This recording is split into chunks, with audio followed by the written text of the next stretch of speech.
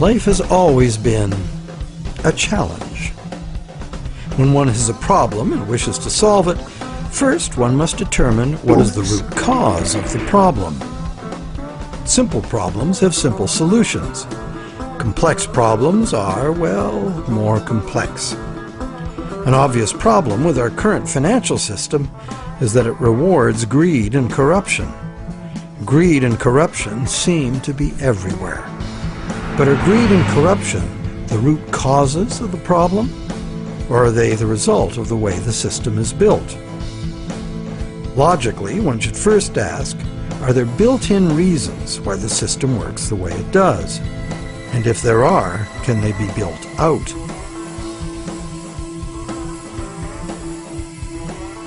Some say the basic reason the system is unstable and leads inevitably to corruption is the charging of interest. As explained earlier in this series, in our current bank credit as money system, the principal amount of a bank loan is simply created from the borrower's promise to pay back the principal plus interest in money. But the money to pay the interest is not created. The obvious but untrue conclusion is that it would therefore be mathematically impossible to pay off all debts. Many who call for money reform call for the abolition of interest as the solution to the problem. But is interest really the problem? Yes, there would be a serious mathematical shortage if all loans were concurrent and had to be paid back in one lump sum. That problem might apply to gangland loans and sometimes to farm loans, but that's not how the banking system works in general. Bank loans usually get paid back in a series of payments over a period of time, and for good reason.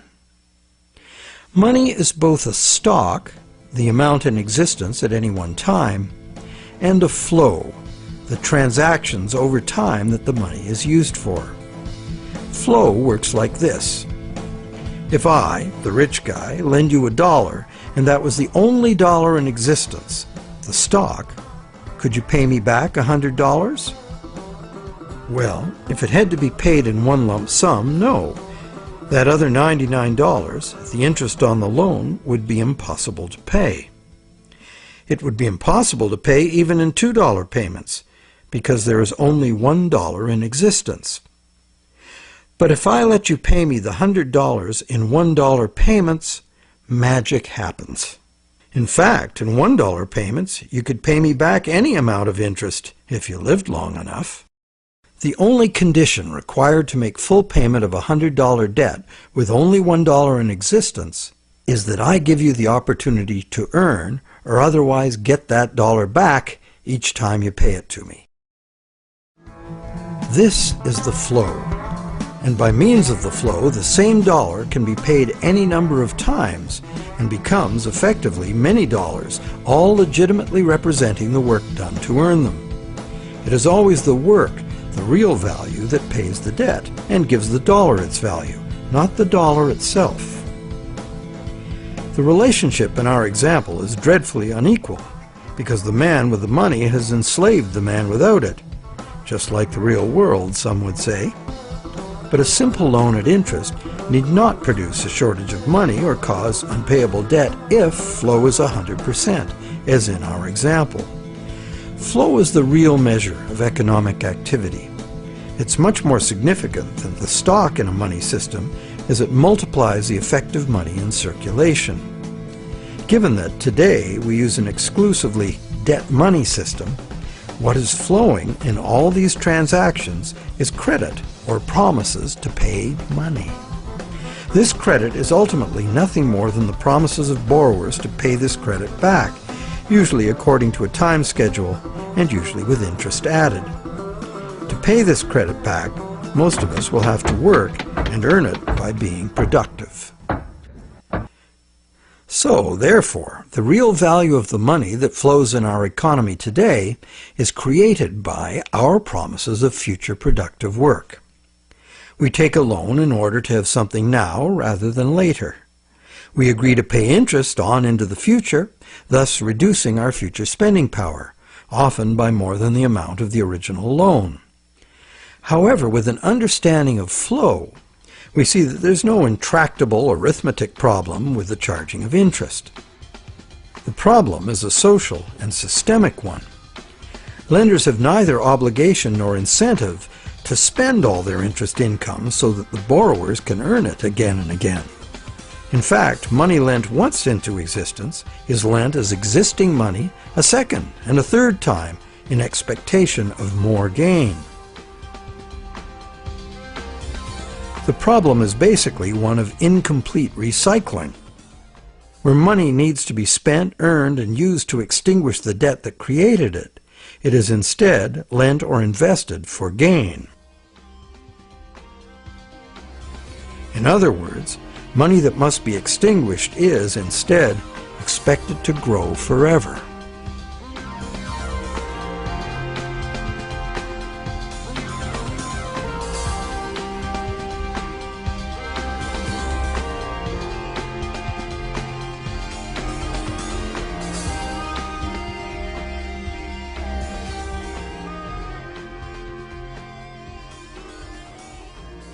Here's another simple example of a basic mechanism inherent to all lending. Let's say I lend you $100 and you spend it into circulation. It eventually ends up in the possession of someone who doesn't need to spend it and decides to lend it instead. Now once again, let's say this is the only $100 in existence, so you have to borrow it from the secondary lender in order to pay off your debt to me. But now you have to borrow it from me to pay the secondary lender. This twice lent money has become a perpetually unpayable debt. This debt can never be extinguished, nor even reduced without a default. Notice that interest doesn't even enter into this equation. The problem of perpetual debt remains, interest or no. And even if the money itself is of intrinsic value, like gold or silver, or if it is issued by governments as cash, twice lent money creates perpetual debt exactly the same way.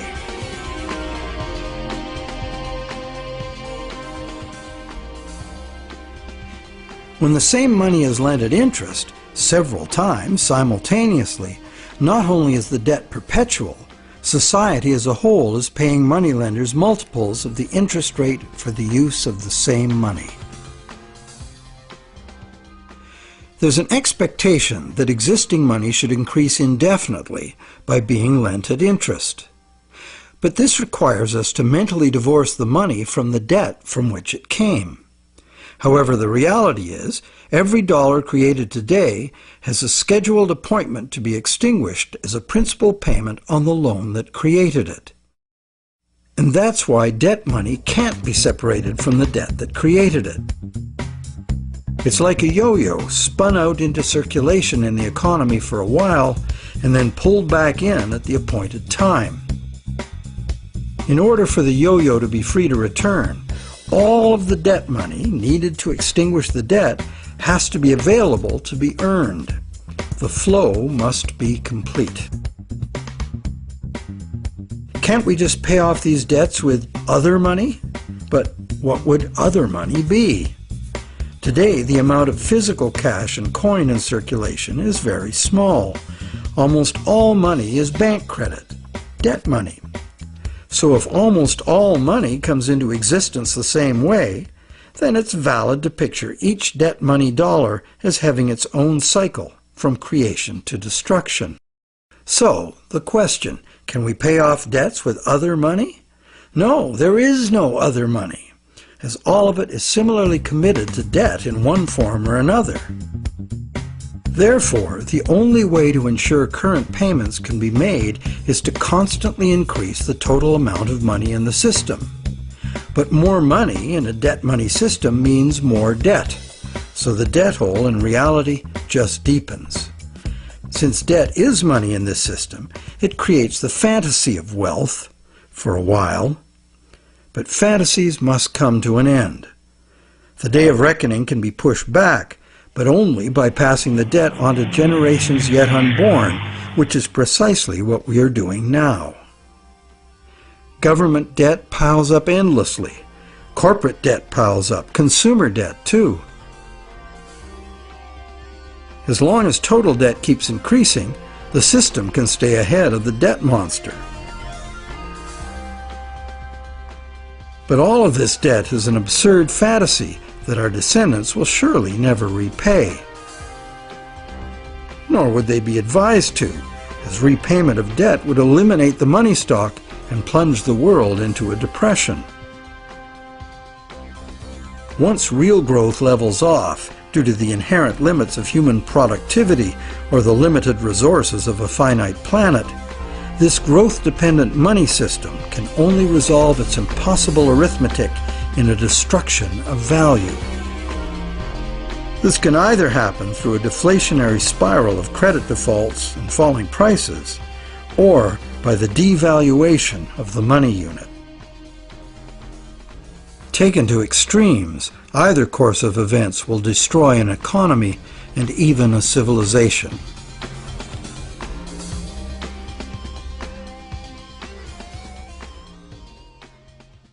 The only other choice is debt forgiveness. In the ancient world, a regular debt jubilee, society-wide forgiveness of debts, was a common practice to deal with these unavoidable problems with lending. It was considered normal, even by the rich and powerful, that the general good of society took precedence over the rights of those rich enough to be lending money for profit.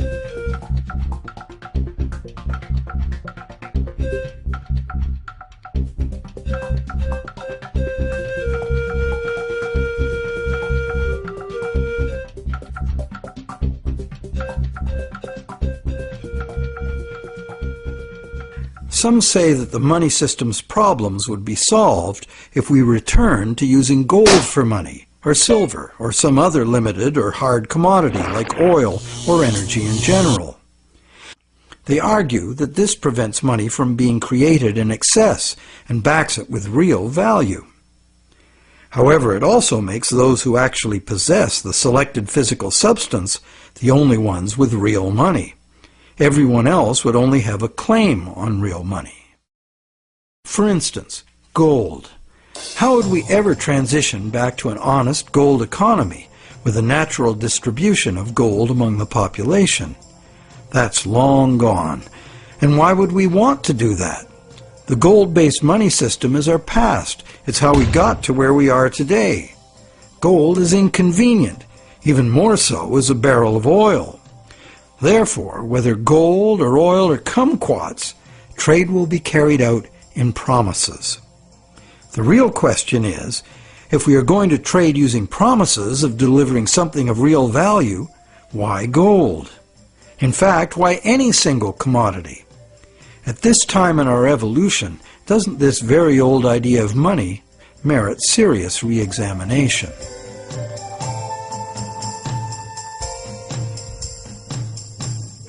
It can be argued that our current elastic debt money is backed by real value, every bit as meaningfully as gold. That's because money, most of which is created as mortgages, represents the value of the assets pledged as collateral. So is bank credit money actually a claim on the real estate pledged to create it? Not directly. Bank credit money can be a claim on anything. Now, anything includes the real estate pledged as collateral, so it can be a claim on the real estate that was pledged to create it. So how is a promise of real estate any less valid than a promise of gold? Both gold and real estate can change value relative to other commodities. Neither is a permanent standard. In fact, there can never be a permanent standard of value because value is always subjective and variable. So it would seem that the crucial difference between a claim on gold and bank credit is that bank credit is not a claim on any specific real thing, while the promise of gold is. The promise of gold has to be a promise of a specific amount of a specific real thing from a specific promiser. Isn't that the essential reason why many people would consider a promise of gold the better promise? But that is only true if the promise is reliable and what is delivered is really gold. with the discovery that some of the gold bullion sitting in central banks is actually relatively worthless tungsten plated in gold, the whole argument that gold is the most solid, reliable money is shown to be neither solid nor reliable. Precious metal is susceptible to counterfeiting, it's heavy, and it's vulnerable to theft. So to return to commerce via the physical exchange of precious metal coins would mean civilization had reverted to a pre-electronic level of technology. In the absence of such a collapse, the economy would still wind up running on promises just as it does now. So once again, money would only be as good as the promises made, and there would be no need of actual precious metal coins if all transactions were carried out with promises.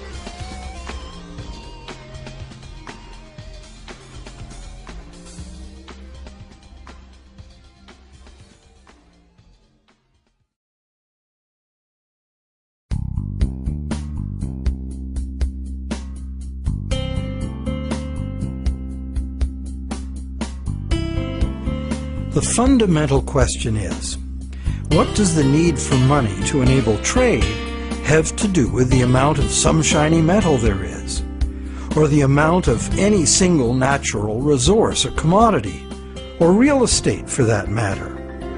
Where is there any meaningful relationship between the functional need for money and any of these things?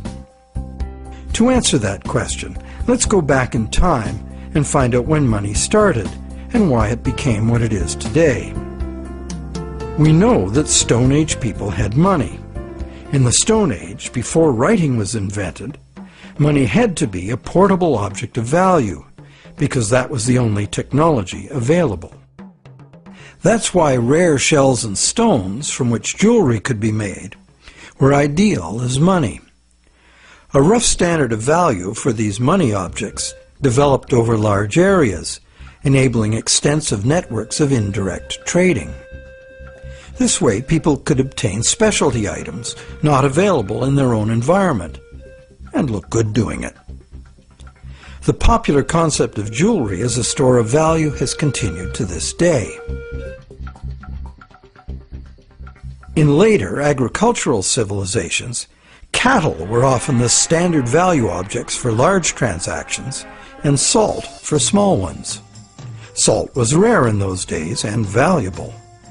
Roman soldiers were paid in salt, thus the term salary, meaning payment for services. With the invention of writing, trade in other commodities could be carried out using promises of cattle and salt. The cattle and salt weren't necessarily what was finally delivered.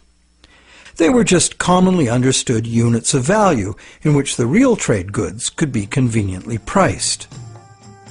Written credits were expressed in these two common units, although they represented a variety of real goods and services. This form of money was ideal for local economies, where traders were known to each other and pledges could be collected upon.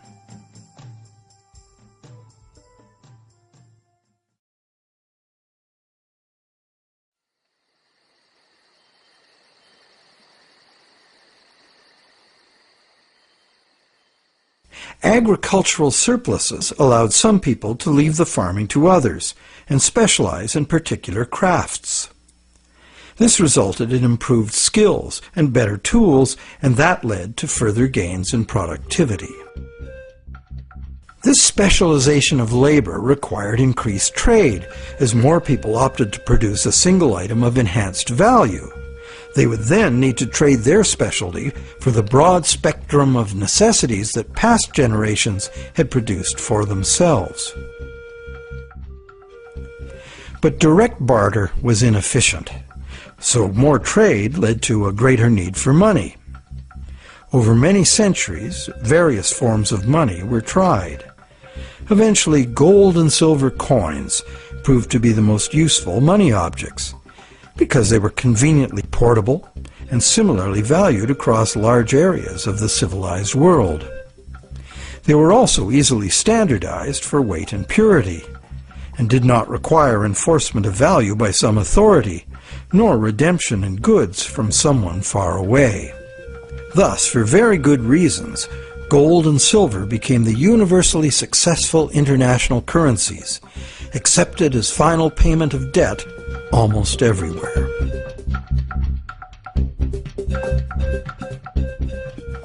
The problem with a system in which money is a standard commodity is that it is most efficient when only one standard commodity is used. But if you do that, it makes the value of money exclusively dependent on the quantity of that one commodity in relation to all other commodities. For example, the Spanish thought they would be fabulously wealthy with all the gold they stole from the Aztecs and the Incas, and then turned into money back home. But when the gold got back to Europe, sure, the amount of gold increased, but it didn't increase real productivity in proportion. Fertilizer would have been more useful for that. So because there was no big increase in real stuff to buy with it, the value of gold decreased, and the Spaniards discovered that gold had no absolute money value in itself, as many people had imagined it would.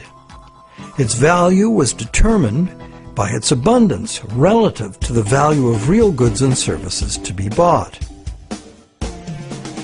Yet many continue to argue that the value of gold, a luxury item of no practical use to most people, should be the measure of value for all the real goods and services essential to our lives. While some campaign for a return to gold, others mistakenly believe that today's money still does represent gold held in a vault somewhere. That hasn't been true for decades. In our current money system, we use national fiat currencies and bank promises to pay in national currencies as the standard commodity instead of gold. National currencies used to be promises to pay in gold or silver, but way more promises were made than could be honored, so that system fell apart. Today, national currency is just legally enforced money, what they call fiat money. That is, it's money you have to accept because the government says so. To many, this government fiat money is just worthless paper. But is it really? We can pay our taxes with it, and governments, especially local ones, provide essential services paid for with those taxes, like roads, schools, hospitals, libraries, police, and military. So government fiat money isn't worthless at all. Now, it is true that consumers of government services have no individual free market choice as to what their tax money is spent on and what services they receive. In fact, many taxpayers may not want those services. So therefore, this money can rightly be accused of being monopolistic, coercive, and socialist. But government is coercive, monopolistic, and socialist by nature, isn't it? What else should it be? Government in a democracy or a republic is ideally a single authority, empowered by society to enforce laws agreed upon by society for its own collective benefit. In a free market economy, government must provide the level playing field of law within which the free market can function. And it also has to provide the referees to enforce the rules of the game.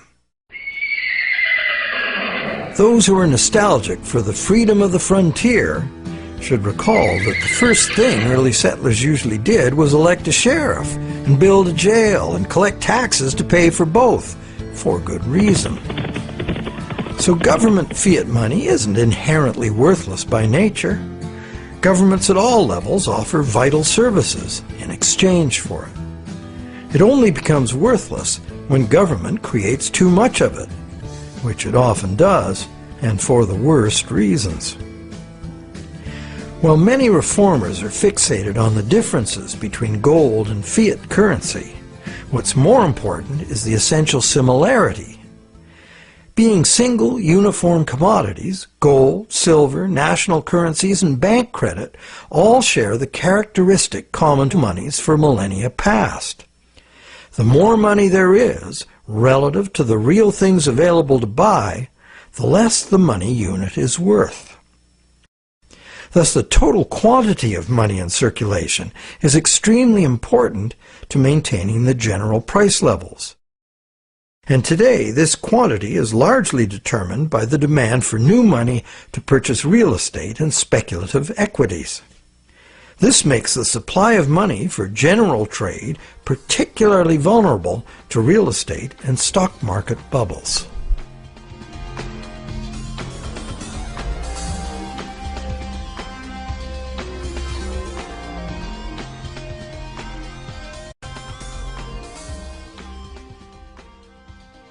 Perhaps the most significant problem with money as a single commodity is its tendency to concentrate wealth. Those who have no money must get it from those who have it to lend. Anyone with extra money can lend it at interest, and if, rather than spending all of the interest, they add any of it to their lending capital, they will accumulate even more money to lend. One reputable study counted all the ways we pay interest, directly on our own debt and indirectly in prices and taxes for corporate and government debt. This was compared to the interest we earn from all sources. This study found that only the richest 10% come out ahead. The next 10% do little better than break even, and the remaining 80% pay more than they receive, the poorest losing out the most. Now, in our current bank credit system, money is created as debt to banks. This debt is required to be repaid to the banks in money, either fiat cash or bank credit. Therefore, the ability of all borrowers to repay depends on the availability of fiat cash or bank credit. The supply of fiat cash is controlled by the nation's central bank, but fiat cash makes up only a very small proportion of money. Usually about 95% of all money is bank credit. And who controls the availability of bank credit? The banks? Well, on the one hand, what the banks can do is constrict the supply of credit any time they want to, with high interest rates or by just not granting loans. On the other hand, the banks can lower interest rates and encourage borrowing, but they can't expand the money supply unless borrowers are willing to borrow. If cautious and reliable borrowers are in short supply, banks must take bigger risks, as interest must be paid to depositors and banks cost money to run. The bank credit money supply is, as they say, highly elastic. And because it's based on the willingness of borrowers to borrow and the reliability of borrowers' credit, it is vulnerable to both rapid expansion and drastic shrinkage. Also, everyone is legally obliged to pay in money. Now, money in reality is just an accounting of debt, and accounting follows strict rules, so the whole situation is governed by inflexible numbers. That's why a sudden shrinkage in the money supply caused by some defaults has the inevitable follow-up effect of causing more and more defaults and even more shrinkage of the money supply. This self-reinforcing downward suction leads us into economic collapse and the economic and social absurdity of unemployed, dispossessed people camping outside their empty, vandalized homes. And what does the government do about it? It loads bankrupt taxpayers with astronomical fantasy debt that will never even be reduced, never mind paid off.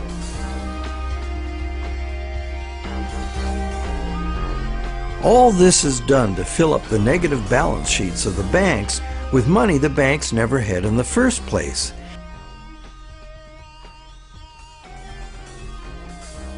And then they use it to pay themselves obscene bonuses. Life is good for those who know how to play the system.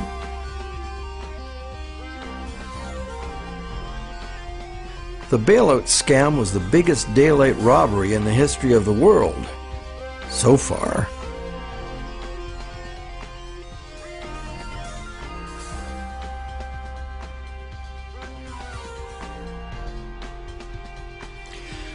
All of these tendencies of the money as commodity system are features of the system itself. The greed and corruption comes in as those who understand the system profitably surf the inevitable waves of boom and bust. Those who understand the system know what's coming and even precipitate it when the time is ripe for them to take advantage of disastrous mass events for their personal and political gain. But it's the structure of the system itself which gives them the opportunity.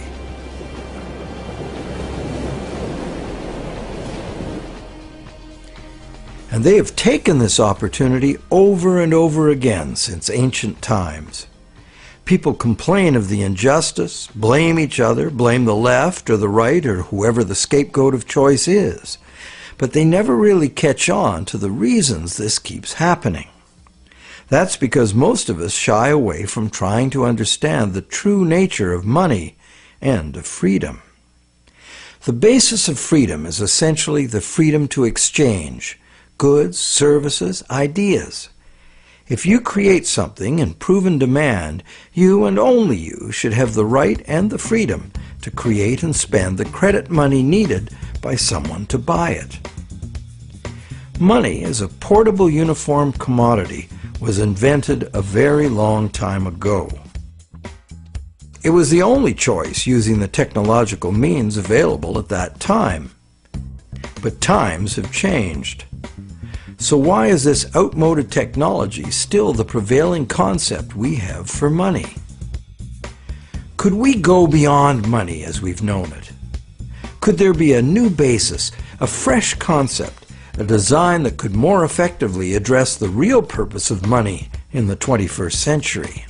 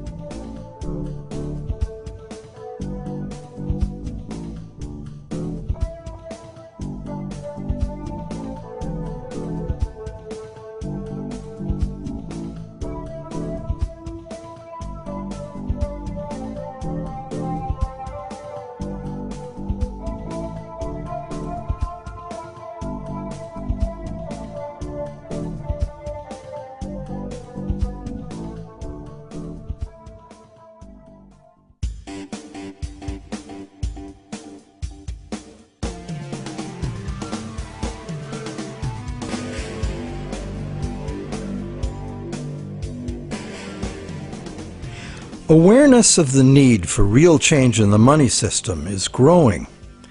But what direction to take? What exactly is the problem, and how can it be solved?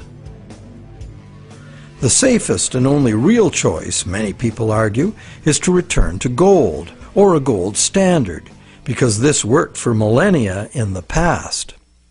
But gold itself is impractical for transactions in the modern world. It was impractical centuries ago, which is why the promise to pay gold system developed. And so it is certain that, in practice, transactions would be conducted in promises to pay gold, not gold itself. Thus, the promises to pay gold money will only be as reliable as the promises. So in reality, it isn't the gold that makes the system work, it's the reliability of promises. Would they be reliable promises? Maybe.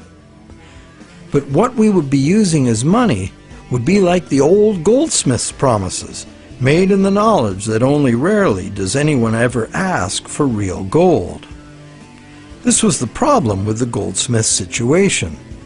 The real gold was seldom claimed, allowing fraudulent promises of gold to be made and used as money.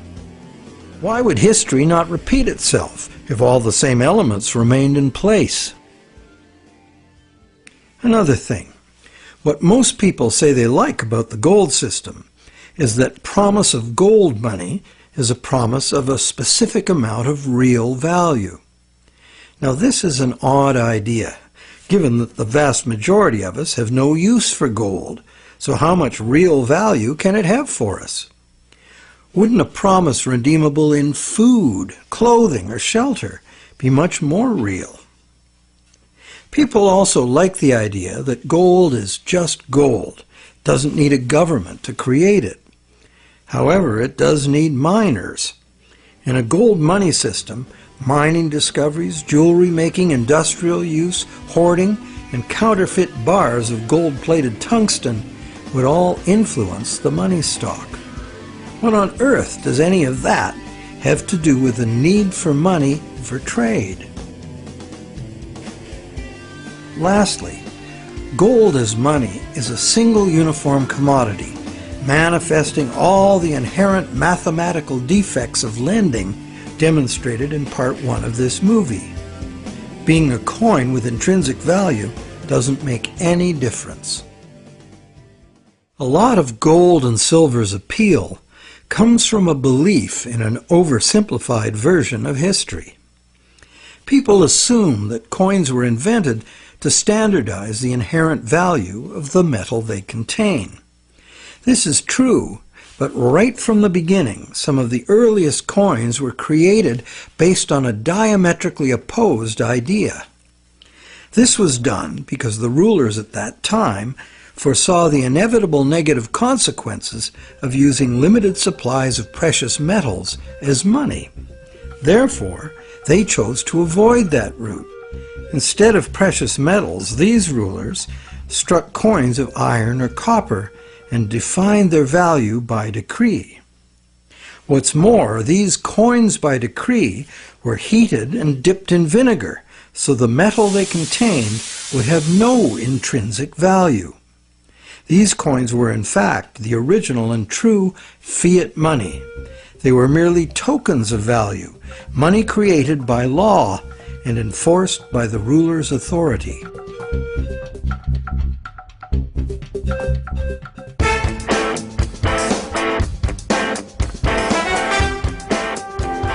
Pure fiat money is the other main idea favored by money reformers. They would restore fiat money to its true status as a national government monopoly on money creation. This current of money reform, in stark contrast to the gold advocates, insists that true money is fiat money by authority of the state.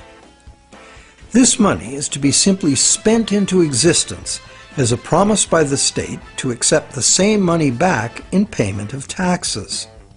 The taxes are compulsory, and the state also promises to enforce the acceptance of this money in court. These are very reliable promises and can result in very reliable money. if not abused. The problem these fiat money reformers have with the current system is that government has given away this power to private bankers and is now borrowing at interest money it could create itself with a few keystrokes, just like the banks do. This results in a massive unpayable national debt on which interest will forever be paid. This ever-growing national debt expands the money supply when new money is created by the central bank to buy more government debt. And the interest burden, passed on through taxes, adds to the cost of almost everything we buy, one way or another. In contrast to money being created as national debt, fiat money, simply spent into existence, would save the taxpayers immense sums of interest. It would free future generations from impossible debt, and it would forestall the tendency to inflation because the money supply would not grow forever with the national debt, as there would be no national debt. In the fiat money system, taking fiat money out of circulation by means of taxes preserves or restores the value of the remaining money in circulation. Not taxing it back sufficiently would devalue it. Understanding the proper use of government fiat money is a revelation. If you can charge prices or taxes for something in the future, you can issue that much new money now, because it is your valuable services to others and the reliability of your promises that create the real value of any money. The government can honor its promises to accept its money back in taxes, and it will make your debtors pay you in government fiat money if you take them to court. These are good reasons why government-issued money works now, and why it would work if governments just self-issued this credit instead of borrowing it from banks. But in this pure fiat money system, the money supply must still be determined by central authority. Therefore, the money supply is still limited, monopolistic, and managed from above. They have the power to create money, and you have to get the money from them. They also have the power to create way too much money and spend it on wars and other unproductive activities without the approval of those whose productivity gives that money its value. In the current system, these inflationary debts are now beyond absurd, threatening to crash the entire system and drag the whole world into chaos. To save themselves, governments are now laying impossible claims upon the productivity of generations yet unborn, a truly hopeless cause given the overall world situation. Witnessing government performance to date, many people believe that returning the full power to create money to corrupt, incompetent politicians would not only fail to solve our problems, it would be the height of insanity. It would really all depend on the quality of the people in government. Fiat money reformers believe there would have to be a substantial revolution in government to wrest this power back from the banks. Therefore, they believe it would be reasonable to expect that honest and competent people with a sincere concern for the public good would be in charge. But, good guys or bad, we would still be dependent on some distant someone else to maintain the value of our money. And they would have 1,000 pressures and temptations to enrich themselves by not doing so. And like gold as money, government fiat money is a single uniform commodity, manifesting all the inherent mathematical defects of lending at interest and twice lent money. Once the government creates the fiat money, and it goes into the banking system to be lent at interest, the problems created in the current system will continue as before. So, this pure fiat money idea might be very useful in rescuing governments from their own hopeless financial positions, and it is a limited example of the self-issued credit principle being advocated here. But pure fiat money would not address the root problems inherent in the math of lending, unless the principle were expanded beyond government. Advocates of pure fiat money like to claim it is money created by law, as if it were independent of economics. But if new fiat money were just spent into existence year after year without being removed from circulation as taxes, it would become worthless. What these fiat reformers tend to ignore when quoting history is that in ancient money created by law systems, the prices of critical commodities were also dictated by law. In fact, the value of money was defined by the ruler as so much of a certain commodity. Charge more or less for the designated commodities and it could be off with your head. Today, price controls like this could only be achieved in a self-isolated and totally bureaucratically controlled economy like Soviet communism. In a free market global economy, money created by law is bound by the same laws of supply and demand as any other single uniform commodity money. In other words, pure fiat money in a free market is an illusion. There's no such thing.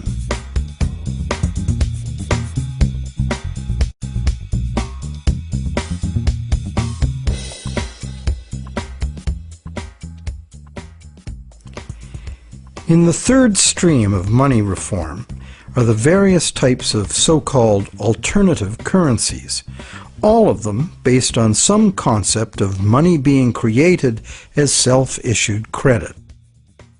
Many examples of such systems exist today all over the world. Some are very successful business-to-business barter networks, in which businesses create product credit money to use among themselves, independent of banks and government, and usually interest-free. Such systems are tolerated, and in Switzerland the existence of the Weir system is generally credited with stabilizing the banking system by expanding when the conventional system contracts and vice versa. But in the past, when they became too successful, alternative currencies were usually suppressed by the banking system or even outlawed by government. So, active suppression is the most significant external problem. The most common inherent problems with these systems are their limited scope and acceptance, their operating costs, and the unreliability of member credit.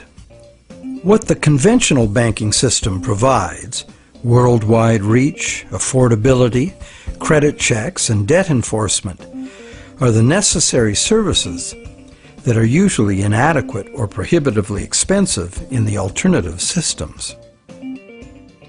Once the small group of idealistic and honest originators are joined by members exhibiting the full range of human behavior, alternative systems discover they must deal with cheaters.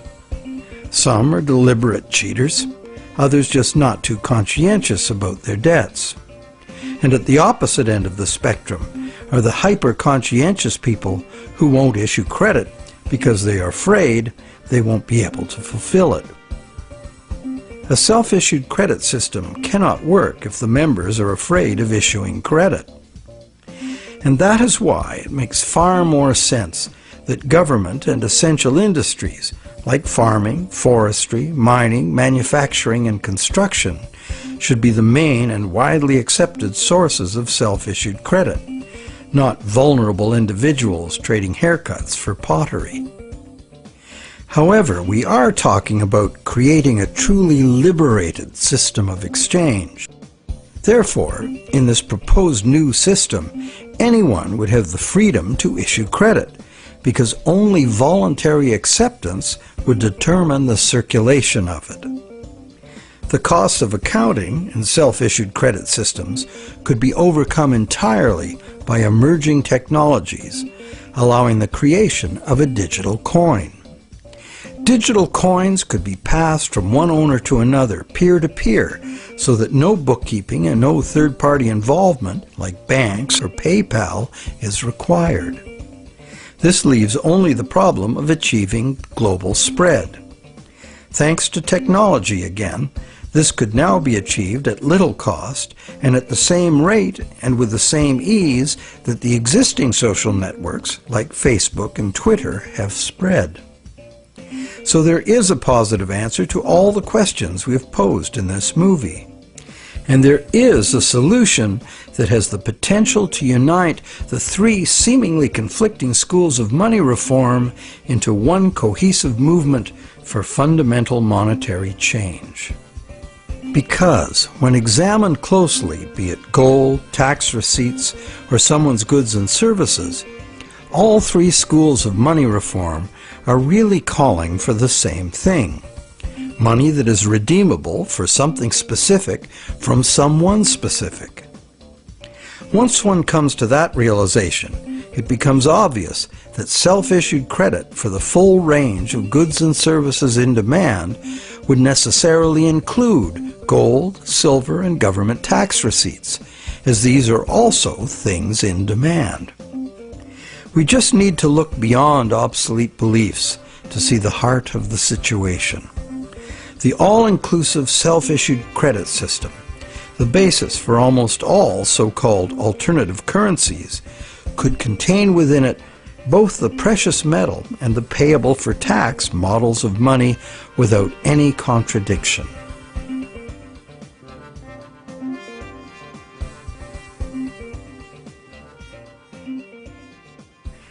Money has both religious and social histories that are fascinating and go well beyond just the need for trade. But for our practical purposes in this presentation, money is the invention that overcame the limitations of direct barter. Money is, therefore, a technology, a way to solve a problem. Most of us would agree that we have a problem with our money system. This is no surprise once we realize the current system was designed by bankers in their own interest, and governments wanting to pump out artificial money to wage war and pay for it with the hidden form of taxation called inflation. It was not a well-thought-out project of mathematicians and engineers seeking to create a money system for the general benefit of humankind. There are now many people, including mathematicians, engineers, and even cartoonists, trying to rethink money as the need to do so becomes obvious. In this presentation, we've proposed that we return as close to direct barter as we can, because doing so would anchor the money system directly to the real-world things we want to exchange. The destructive flights of fantasy money that have brought the current system to its breaking point would not be possible. Self-issued credit is not a new idea. It is, in fact, an idea as old as numbers and written record keeping. That is very old. However, only with our new technologies can it finally achieve its full potential as an international medium of exchange. And this transformation is already underway. Extensive electronic barter networks, some with their own currencies, exist among businesses right now. These could grow into a new global money system. In Canada, Canadian Tire Money has been a self-issued credit for goods currency for decades. This money is redeemable for merchandise at Canadian Tire stores only, but is widely exchanged as payment by third parties because almost everyone eventually buys something at Canadian Tire. Like Air Miles and other bonus point systems, it is only a customer reward program at present. But anything that can serve the purpose of money can be money. Private enterprise self-issued credit money already exists in several forms all over the world, and more private enterprises are going in this direction. Money becomes money by acceptance. So one could say the path to freedom lies before us if we can only accept new and broader ideas of what money is. Looked at logically, why wouldn't a legally binding contract for delivery of specific goods and services from a specific supplier be much more acceptable as a medium of trade than the much abused government bank monopoly money we are using now?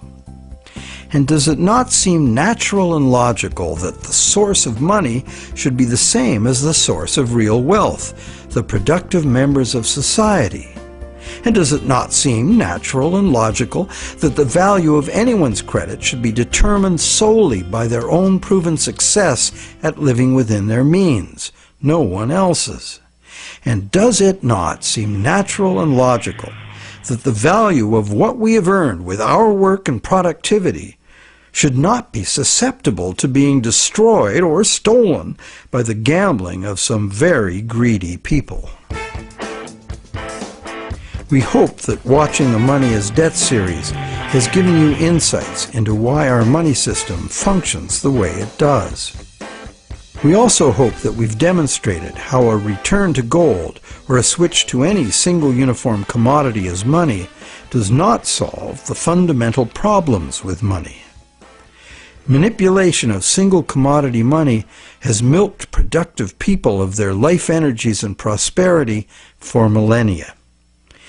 That this predatory wealth extraction system could soon take the form of a single global bank emerging as an unaccountable big brother world dictatorship should concern everyone. We hope you're encouraged to do your own thinking about money, a subject that has been ignored and misunderstood by the public for much too long, to our great disadvantage. And, not to criticize without offering an alternative, we have, in this final movie of the series, offered a comprehensive and detailed picture of how a radically new economic system might work if interest-bearing product vouchers were the medium of exchange, thus eliminating money as a commodity in itself. Instead, money would be a global measurement unit like minutes, meters, and tons. The existing physical situation on this planet is not sustainable, and the number one technical obstacle to doing anything serious about it is the current growth-addicted money system, which is itself unsustainable. The crisis is upon us. If you'd rather think about solutions than despair about the problems, think about taking back our money power with self-issued credit. Join with others who realize the need for radical change and spread this knowledge and understanding as fast and as far as you can. The masses of people must take upon themselves the responsibility to wake up, realize our power, and create something better.